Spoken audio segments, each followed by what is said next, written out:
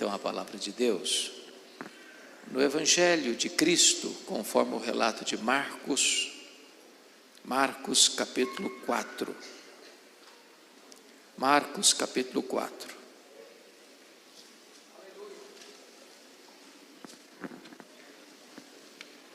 Nós faremos a leitura dos versos 35 a 41.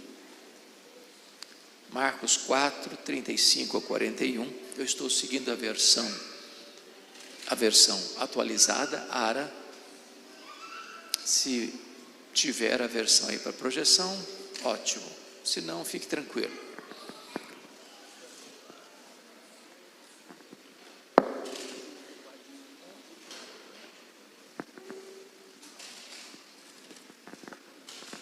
Marcos 4, 35.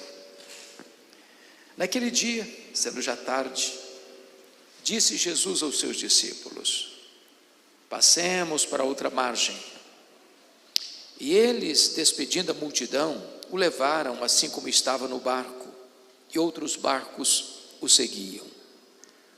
Ora, levantou-se grande temporal de vento, e as ondas se arremessavam contra o barco, de modo que o mesmo já estava a encher-se de água.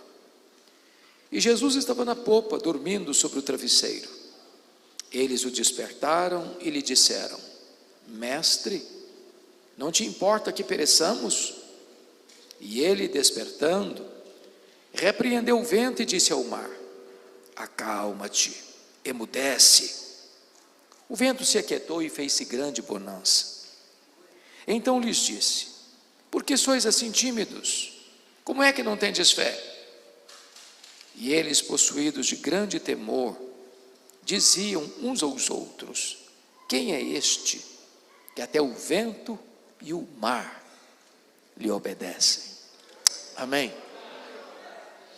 Bom, eu quero conversar com vocês sobre o tema não desanime, Jesus está no controle.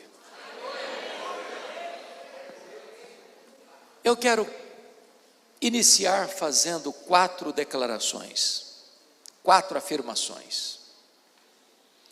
A primeira delas é que as tempestades da vida são inevitáveis.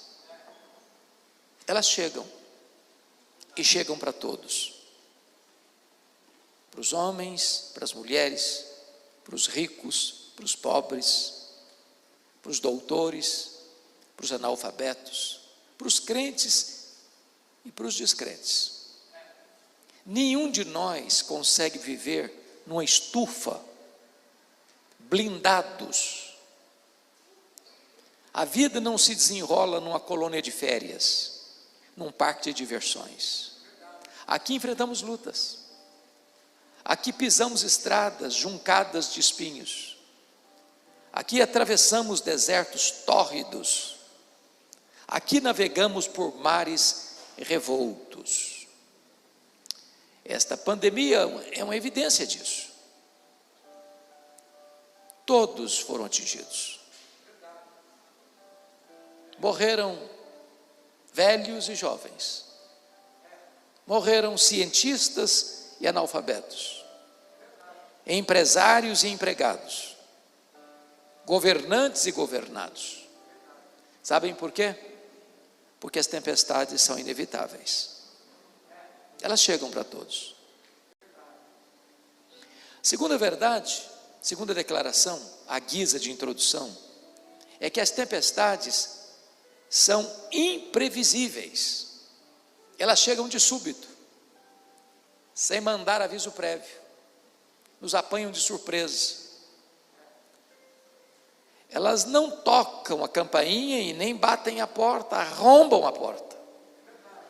E às vezes colocam a nossa vida de ponta cabeça. É aquela pessoa que vai ao médico para um exame de rotina e descobre que está com a doença grave. É aquele trabalhador que vai cedo para o seu trabalho e chega lá, fica sabendo que está despedido, não sabendo mais como vai sustentar a família. É aquele casamento sólido de anos que acontece um acidente de percurso, o casamento acaba.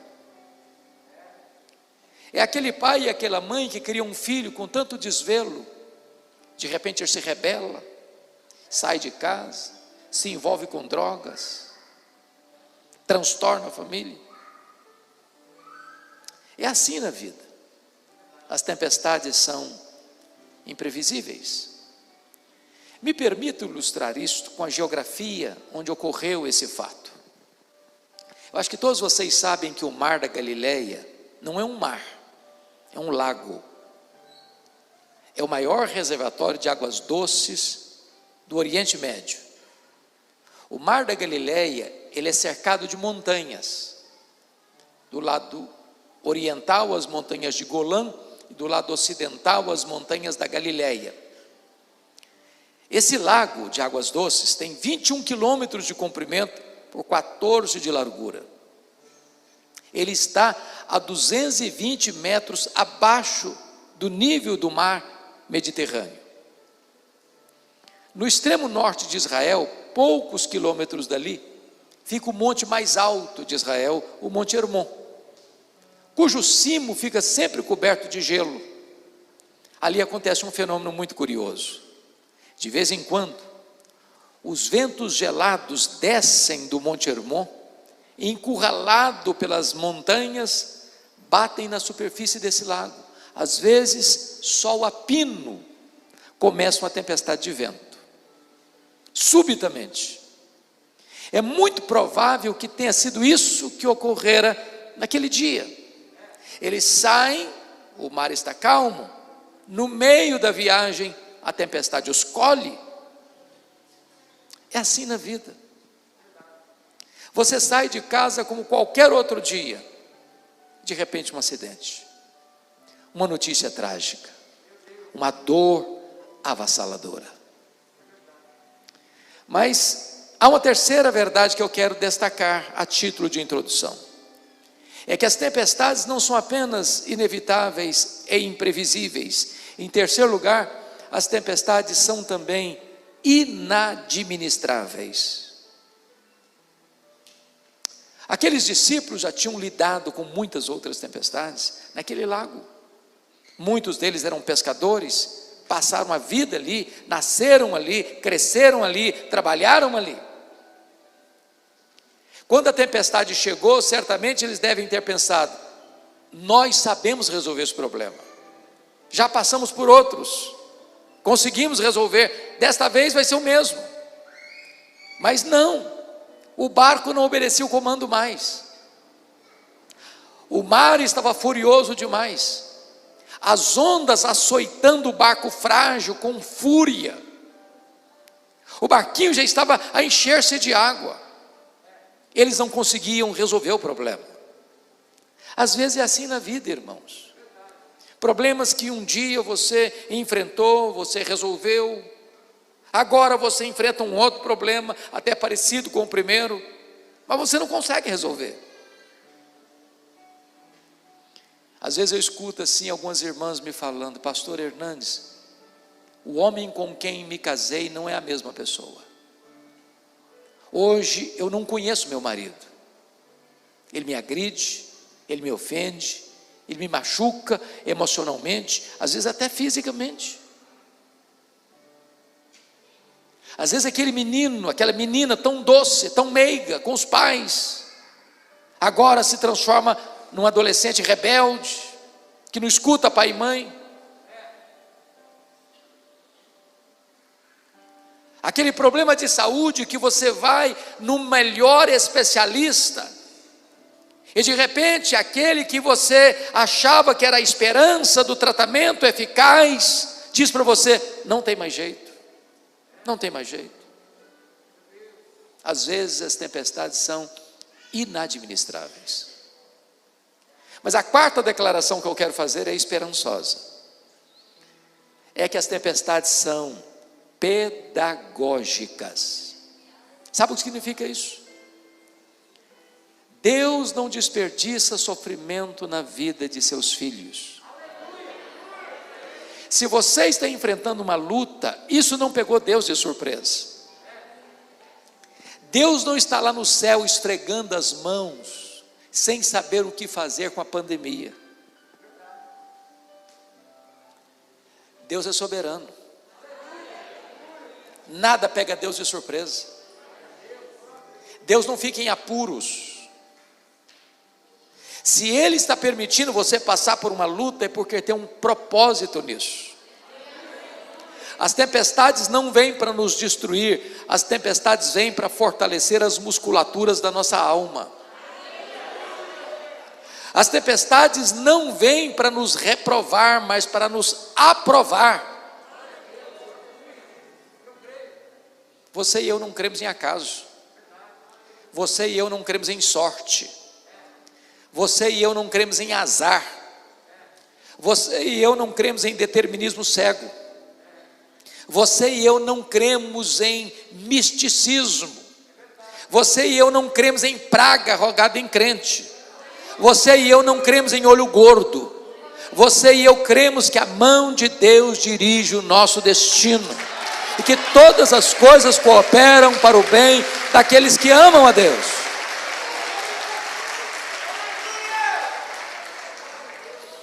Bom, dito isto, a título de introdução, agora com a Bíblia aberta comigo, vamos examinar o texto. O contexto aqui, irmãos, é que Jesus passara todo aquele dia ensinando as parábolas do reino. Se você é professor, pregador, ou já deu aulas ou palestras um dia inteiro, no final do dia você está exausto. E agora Jesus entra no barco com seus discípulos e dá uma ordem para eles: passemos para outra margem. Se você olha o mapa, não é a margem de norte e sul de 21 quilômetros. É a margem de oeste e leste de 14 quilômetros. Portanto, poucas horas de trajeto. Diz a Bíblia que Jesus estava cansado, porque era verdadeiramente homem. Ele pega um travesseiro, vai lá para trás do barco, deita e dorme. Quando chega a tempestade, e os discípulos, a princípio, tentam resolver o problema, mas o mar está mais agitado, as ondas estão mais revoltas, o barco está enchendo-se de água, a morte está mostrando para eles a sua carranca. Quando eles entenderam que o problema tinha perdido o controle, ou eles tinham perdido o controle do problema, eles vão a Jesus e acordam Jesus e fazem uma pergunta para Jesus em tom de censura: mestre, não te importa que pereçamos? E diz a Bíblia que Jesus se desperta, repreende o vento, repreende o mar e diz: acalma, emudece. E fez-se grande bonança. Agora Jesus faz uma pergunta para eles: como é que sois assim tímidos? Como é que não tendes fé? E então, quando tudo está calmo, os discípulos se entreolham e perguntam assim uns para os outros: quem é este que até o vento e o mar lhe obedecem? Se vocês observaram comigo o texto, perceberam que esse texto está regido por 3 perguntas.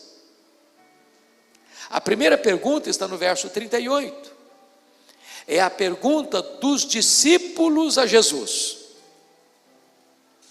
A segunda pergunta está no verso 40. É a pergunta de Jesus aos discípulos. A terceira pergunta está no verso 41, a pergunta entre os discípulos.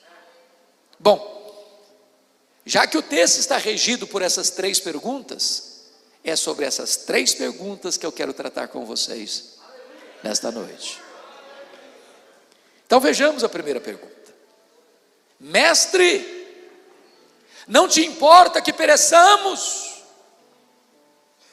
Bom, esta é a sua pergunta, esta é a minha pergunta. nas horas mais dolorosas da vida, nas noites mais escuras da vida, nos vales mais profundos da vida, quando o seu coração está apertado de dor, quando a sua alma geme, exprimida pelo sofrimento, quando você chora, quando você ora, quando você grita, e a única voz que você escuta são as ondas da adversidade surrando com mais fúria ainda a sua vida. Parece que a única voz que você escuta, o seu clamor, é o eco da sua voz desesperada.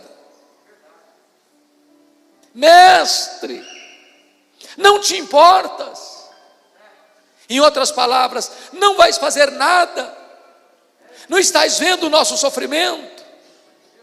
Não estás percebendo a nossa dor, o nosso aperto? Não estás vendo a morte mostrando a sua carranca para nós?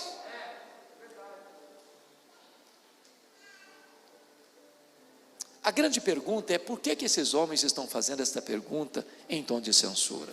O que não está bem resolvido na mente deles?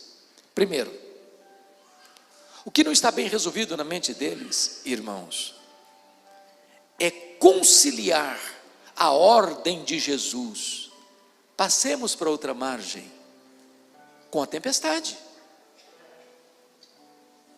É fácil entender a tempestade que Deus mandou atrás do profeta Jonas. Ele estava numa rota de desobediência, e Deus manda a tempestade para colocá-lo de volta no caminho da obediência. Então, notinha de rodapé: crente desviado é endereço certo de tempestade. Deus vai mandar a tempestade atrás de você. Sabe por quê? Porque Deus ama você. E Deus vai mexer os céus e a terra para trazer você de volta.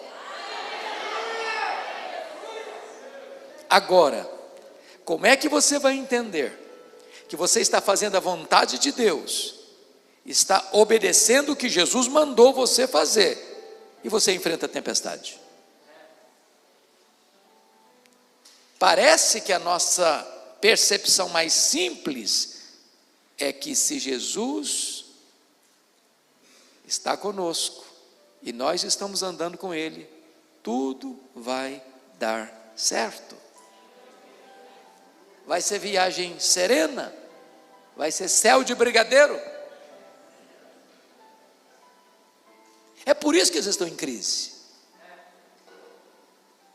Talvez você também está em crise, porque você é um crente fiel, você leva Deus a sério, você é fiel nos seus dízimos, você é fiel à sua igreja, está passando por luta, está passando por prova, a tempestade está debaixo, está em cima da sua cabeça, em cima da sua casa, e você está perguntando nas noites mais escuras da alma: até quando, Senhor? Não te importas que pereçamos? Mas por que estão fazendo essa pergunta? Segundo lugar, irmãos, o que não está bem resolvido na cabeça deles? É conciliar a necessidade urgente deles com a aparente demora de Jesus. O que Jesus estava fazendo no barco? Estava dormindo. Quem está dormindo não está agindo. Tem hora que a dor maior que enfrentamos não é nem da circunstância, é da demora de Deus. Eu fico olhando Marta. Marta manda um recado para Jesus: está enfermo aquele a quem amas. E a coisa que mais Marta tinha convicção é de que Jesus atenderia o seu pedido imediatamente. Quando Jesus chega, o Lázaro está morto e sepultado há 4 dias. Quando ela vai falar com Jesus, e Jesus está chegando na aldeia, ela, em vez de falar shalom, na nossa língua, um cumprimento normal, bom dia, ela já põe a sua mágoa, Se tu estiveras aqui, meu irmão não teria morrido. O senhor chegou tarde demais. O senhor não me socorreu na hora que eu precisava. O senhor atendeu tanta gente, e eu que sou tua amiga, e Lázaro que é teu amigo, tu não socorreste.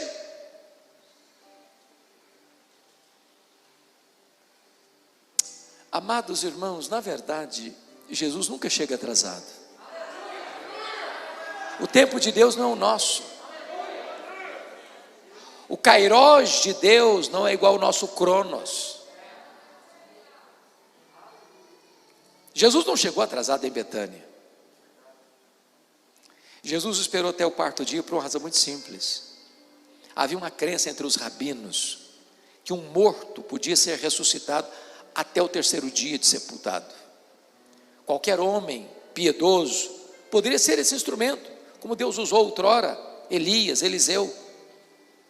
Mas na crença dos rabinos, a partir do quarto dia, impossível. Só o próprio Deus podia fazer esse milagre. Pois Jesus espera até o quarto dia, para que a nação de Israel entendesse uma coisa: eles não estavam apenas diante de um grande homem, eles estavam na presença do próprio Deus entre os homens.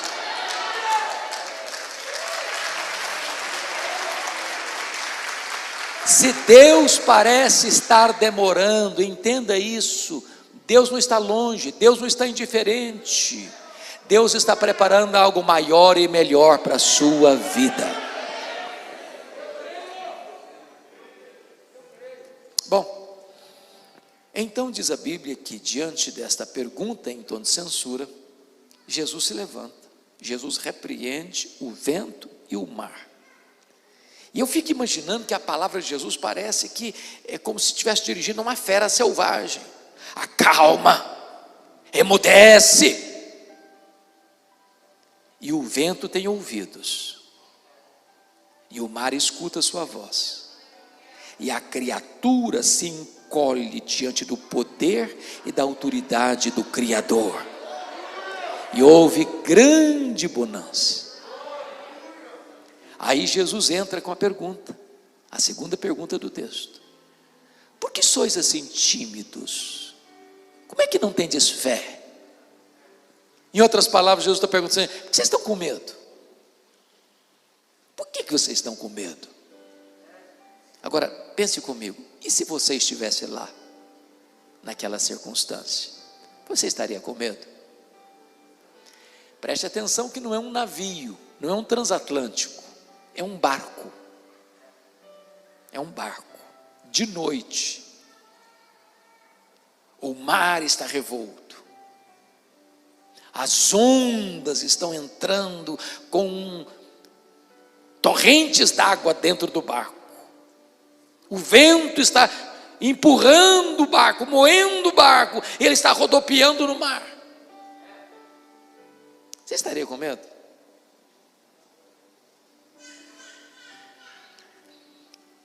Eu fiz um cruzeiro em navio grande. Fiz muitos cruzeiros, mas navio grande só um. Saiu de Santos, foi para as praias do interior do Rio. E eu prometi a mim mesmo nunca mais fazer outro cruzeiro na vida. Irmãos, foi um horror. Naquela semana, ondas de 5 metros. Todas as pessoas dentro daquele navio ficaram nauseadas, todas. As pessoas iam jantar e elas saíam cambaleando pelo corredor e voltavam, me perdoe, vomitando pelo corredor. Quando nós saímos de lá, sabendo que eu teria 8 horas de viagem e eu não suportava mais a náusea, eu fiz uma oração: Deus, ou eu morro ou eu durmo.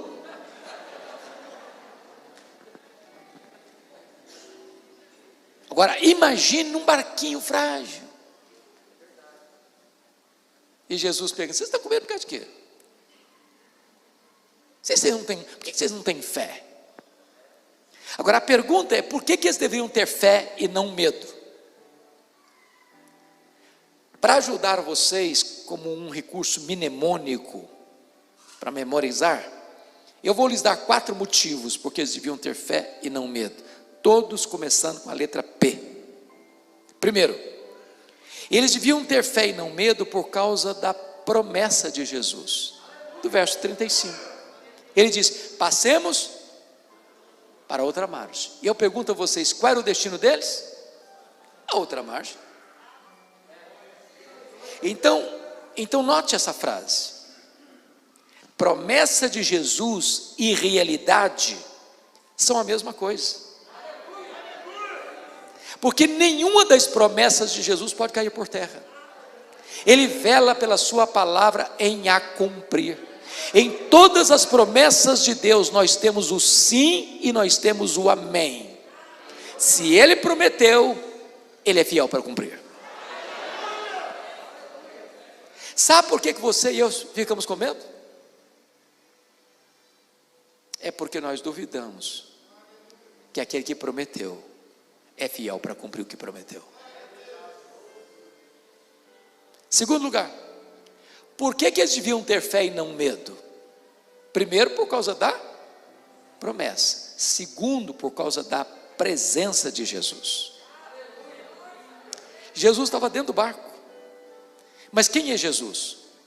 É o Criador do mar, é o Criador do vento, é o Criador da terra, é o Criador do céu, é o Criador do universo. Irmãos, a criatura não pode ser maior do que o Criador. Se o Criador estava dentro do barco, a criatura precisava obedecer a sua voz. Eu quero dizer para você que por maior que seja a turbulência da sua vida, Jesus está com você. E se Ele está com você, não tem por que você ter medo.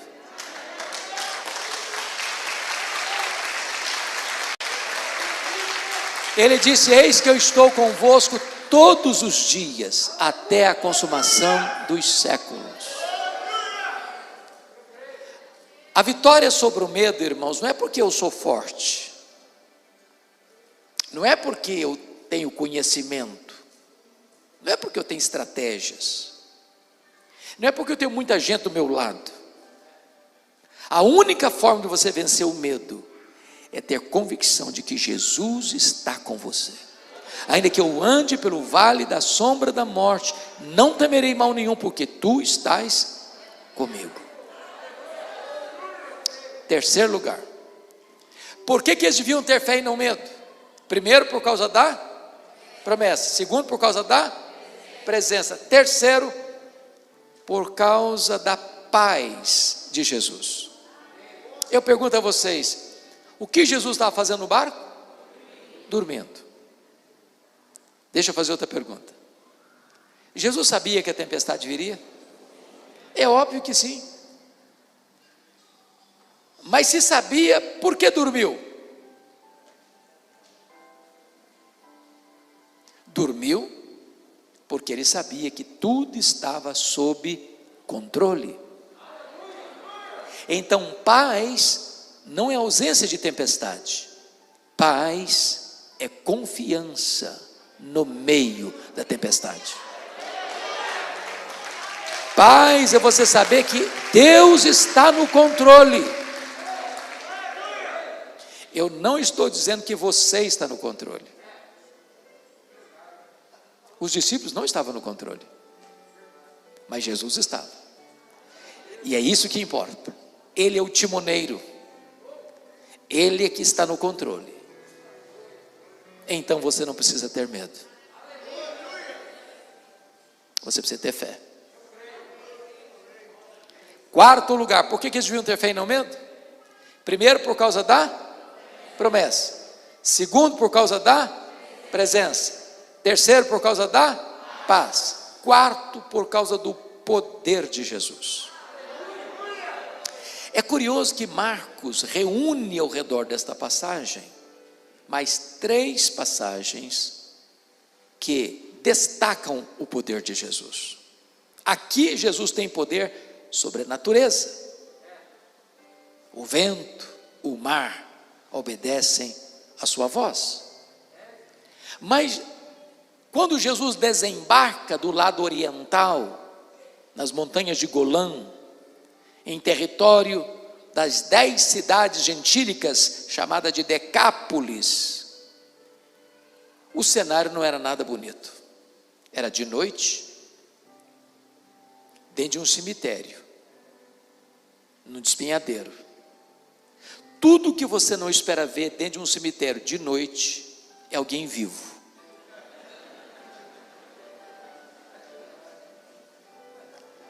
E esse alguém que está vivo, diz a Bíblia que ele está furioso, ele está nu,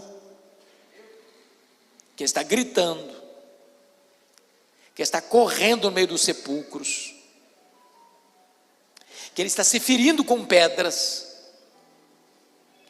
e que ele está tomado por uma legião de demônios. O que é uma legião? Irmãos, legião era a mais temida máquina de guerra do Império Romano, composta de flecheiros, homens adestrados na espada, homens lançadores de setas venenosas e inflamadas. Quando uma legião chegava numa região, devastava tudo, destruía tudo, eles eram indomáveis. Uma legião era composta de 6.000 soldados romanos,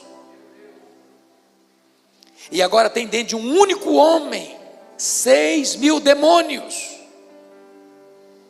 E Jesus vai para aquele local, de noite, depois de uma tempestade, dentro de um cemitério, porque ali havia um homem enjeitado da família, enjeitado da sociedade, foragido da justiça, porque nenhuma algema conseguia prendê-lo. E Jesus o liberta, e Jesus o cura, e Jesus o salva, e Jesus o envia à sua terra como um missionário.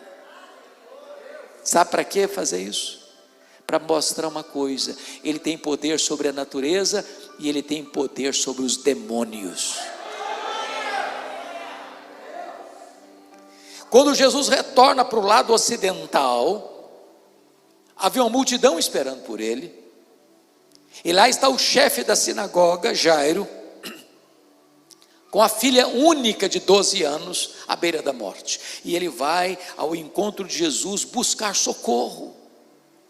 Enquanto Jairo está buscando socorro em Jesus, havia uma mulher anônima, sofrendo há 12 anos uma hemorragia crônica, já completamente quebrada, porque tudo que ela tinha gastado com a medicina, sem resultados. E essa mulher pensou: se eu apenas tocar na orla das vestes de Jesus, eu ficarei livre do meu mal. E ela toca a orla das vestes de Jesus, a hemorragia é estancada na hora. Sabe por quê? Porque Jesus tem poder sobre a natureza, Jesus tem poder sobre os demônios, Jesus tem poder sobre as enfermidades. A última palavra não é da ciência, a última palavra não é da medicina, a última palavra é do Deus vivo. Enquanto Jesus atendia a mulher hemorrágica, diz a Bíblia que chegam os emissários da casa de Jairo, dizendo: Jairo, não incomodes mais o mestre, a tua filha acabou de morrer. Acho que o mundo desaba sobre a cabeça de Jairo, e Jesus olha para ele e disse: Jairo, não tenhas medo, crê somente. E Jesus vai para a casa de Jairo, vai lá dentro do quarto, põe a mão na menina e disse: Talita cumi, menina, está na hora de levantar. E a morte solta as suas garras da menina, e a menina ressuscita. Sabe por quê? Jesus tem poder sobre a natureza, Jesus tem poder sobre os demônios, Jesus tem poder sobre as enfermidades, Jesus tem poder sobre a morte. Ele entrou nas entranhas da morte, arrancou o aguilhão da morte, matou a morte e ressuscitou, inaugurando a imortalidade.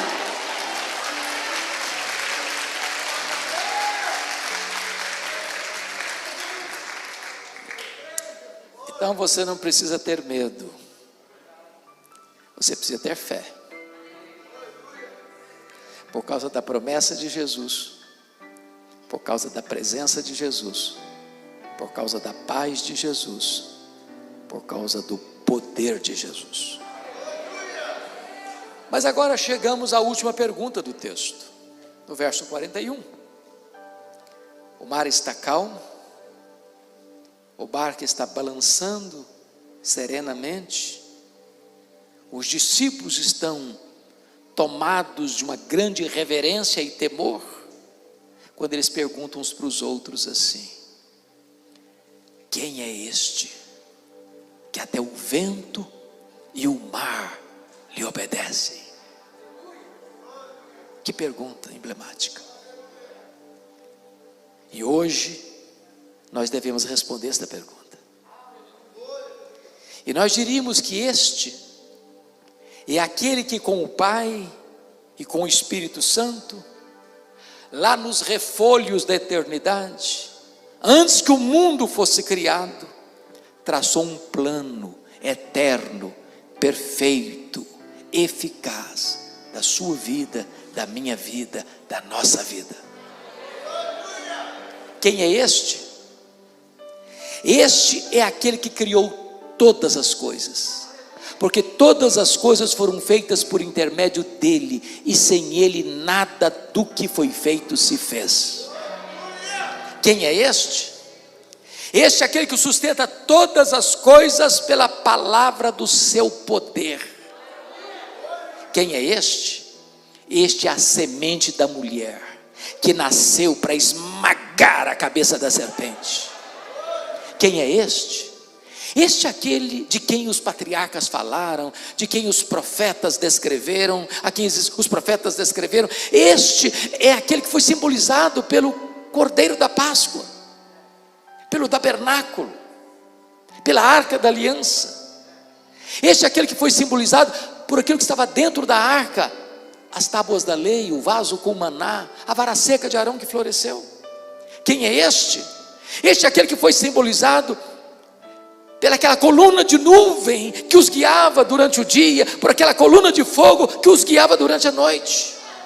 Este era aquele maná que caía do céu, o verdadeiro pão para alimentá-los. Quem é este? Este é aquele que foi simbolizado pelo templo de Jerusalém, aquele que foi simbolizado pelos sacrifícios, pelas festas de Israel. Este é aquele que foi simbolizado pelo sábado. Tudo era sombra dele, ele a realidade. Quem é este? Este é o maravilhoso conselheiro, o Deus forte, o Pai da eternidade, o príncipe da paz. Quem é este? Este é o sol da justiça, a brilhante estrela da manhã. Este é o Messias prometido. Quem é este? Este é aquele que na plenitude dos tempos veio, nascido de mulher, nascido sob a lei, para ser o nosso Redentor. Este é o verbo que se fez carne e habitou entre nós, cheio de graça e de verdade, e vimos a sua glória, glória como do unigênito do Pai. Quem é este? Ora, este é aquele que trouxe esperança, porque ele é a esperança. Ele é aquele que trouxe a paz, porque ele é a paz. É aquele que trouxe justiça, porque ele é a nossa justiça. Quem é este? Ora, este é aquele que andou por toda parte, fazendo o bem, libertando os oprimidos do diabo. Os cegos viram, os surdos ouviram, os mudos falaram, os coxos andaram, os leprosos foram purificados, os endemoniados foram libertos, os mortos ressuscitaram. Quem é este? Este é o pão da vida, este é a luz do mundo, este é a porta da salvação, este é o bom pastor, este é a ressurreição e a vida, este é o caminho e a verdade e a vida, este é a videira verdadeira. Quem é este? Este é o Cordeiro de Deus que tira o pecado do mundo. Quem é este? Este é o cabeça da igreja, este é o fundamento da igreja, este é o dono da igreja, este é o edificador da igreja, este é o protetor da igreja. Quem é este? Este é o alfa e o ômega, este é o princípio e o fim, este é o rei dos reis, este é o senhor dos senhores, este é aquele que esteve morto, mas está vivo pelos séculos dos séculos, e tem as chaves da morte e do inferno. Quem é este? Este é aquele que por amor de nós desceu da glória, se esvaziou a si mesmo, assumiu a forma de servo e foi humilhado até a morte, e morte de cruz. Este é aquele que por amor de nós suou o sangue no Getsemane.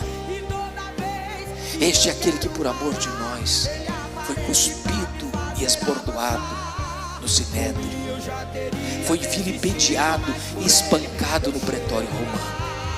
Este é aquele que carregou sobre os seus ombros o madeiro pesado, e sobre este madeiro os nossos pecados. Este é aquele que caminhou pelas ruas de Jerusalém, debaixo de apupos e vaias de uma multidão ensandecida. Este é aquele que foi dependurado naquele leito vertical da morte, suspenso entre a terra e os céus.